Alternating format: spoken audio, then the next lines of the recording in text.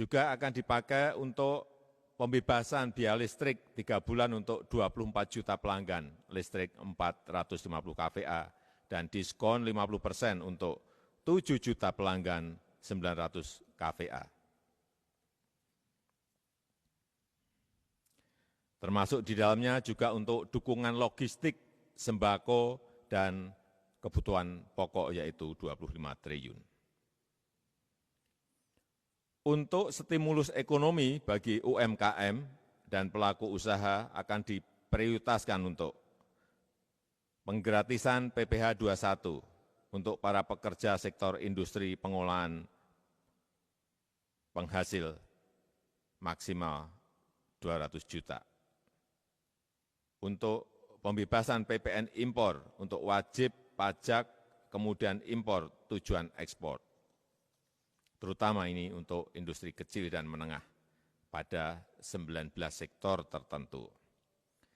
Dan juga akan dipakai untuk pengurangan tarif PPh sebesar 25% untuk wajib pajak kemudian impor tujuan ekspor, terutama industri kecil menengah pada sektor tertentu. Dan juga percepatan restitusi PPN bagi 19 sektor tertentu untuk menjaga likuiditas pelaku usaha. Dan untuk penurunan tarif PPh badan sebesar 3% dari 25% menjadi 22%. Serta untuk penundaan pembayaran pokok dan bunga untuk semua skim KUR yang terdampak COVID-19 selama 6 bulan.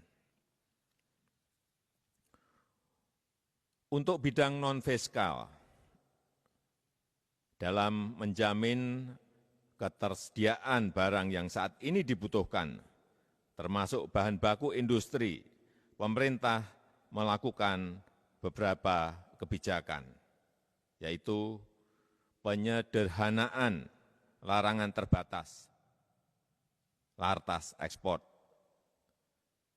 penyederhanaan larangan terbatas atau lartas impor, serta percepatan layanan proses ekspor impor melalui National Logistic Ecosystem.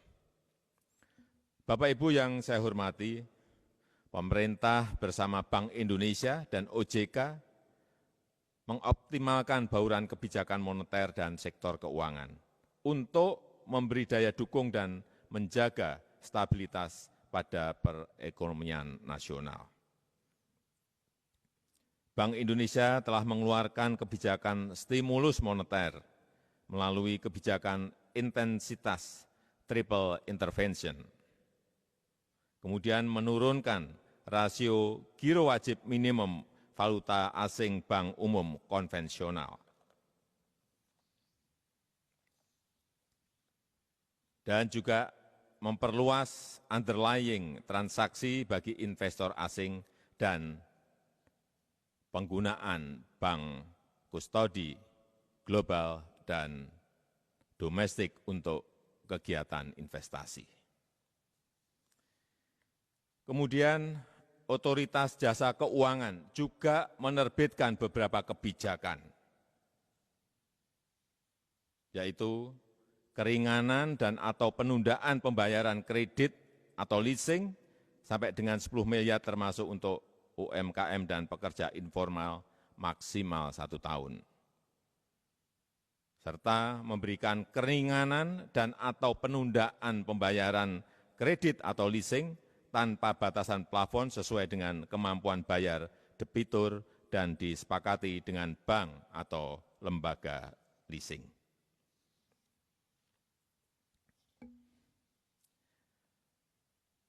Perpu ini juga kita terbitkan untuk mengantisipasi kemungkinan terjadinya defisit APBN yang diperkirakan mencapai 5,07%. Oleh karena itu, kita membutuhkan relaksasi kebijakan defisit APBN di atas 3%.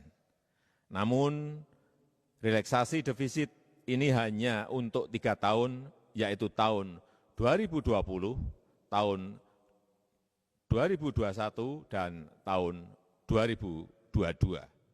Setelah itu, kita akan kembali ke disiplin fiskal maksimal defisit 3% mulai tahun 2023. Terakhir, saya mengharapkan dukungan dari DPR RI.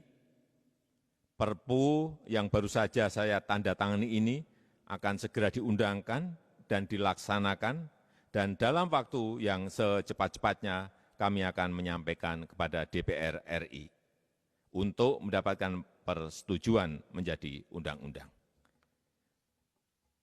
Demikian, terima kasih.